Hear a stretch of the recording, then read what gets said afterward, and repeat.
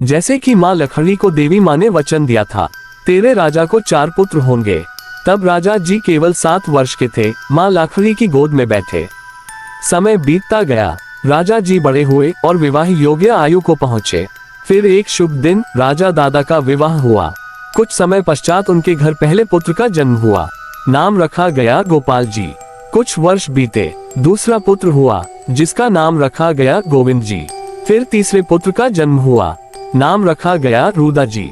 लेकिन फिर एक दुखद समय आया, राजा दादा की पत्नी का देहांत हो गया।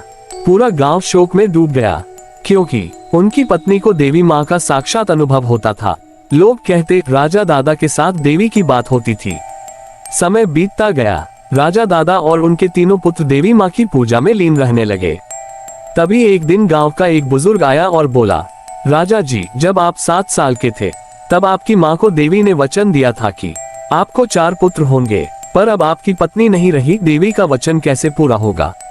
राजा दादा ने सिर झुकाकर कहा, ये बात तो सच है, मुझे नहीं पता वचन कैसे पूरा होगा, पर एक बात तय है, मेरी देवी ने जो वचन दिया है वो सोच समझकर दिया होगा। मुझे नहीं, देवी को ही वो वचन पूरा करना होगा। राजा दादा पूजा करते रहे और मंत्रोच्चार में वही शब्द दोहराते रहे।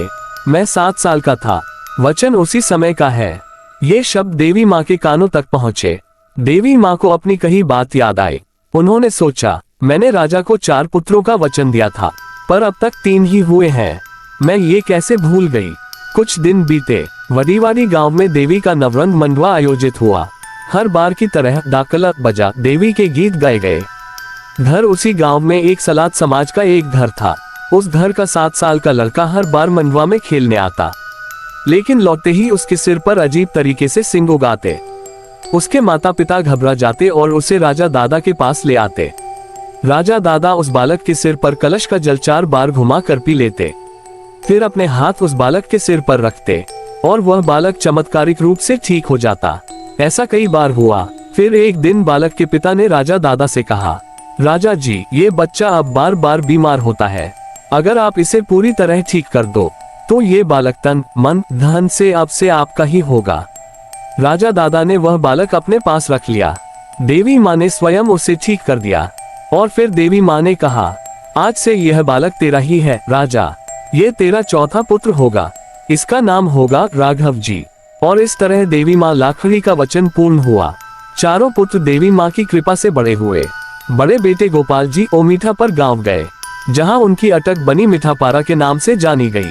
दूसरे बेटे गोविंद जी कुमरखा गांव गए, जहां उनकी अटक बनी कुमरखानिया।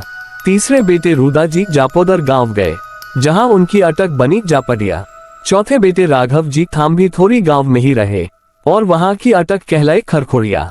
आज भी चारों वंशज देवी माँ की सच्ची श्रद्धा से नवरंग मंडवा का आयोजन करते हैं। देवी माँ की कृपा, माँ लखड़ी का त्याग और राजा दादा की श्रद्धा, इन सभी ने मिलकर समाज की सच्ची विरासत को जन्म दिया। जय देवी पूजक धर्म। अगर आप भी देवी पूजक समाज के ऐसे ही अनसुने अनकहे इतिहास को जानना चाहते हैं तो हमारे चैनल को लाइक, शेयर और सब्सक्राइब जरूर करें। मुझे आपके समर्थन की बहुत जरूरत है, क्योंकि आपका एक सब्सक्राइब हमें हमारी संस्कृति को आगे बढ़ाने की शक्ति देता है।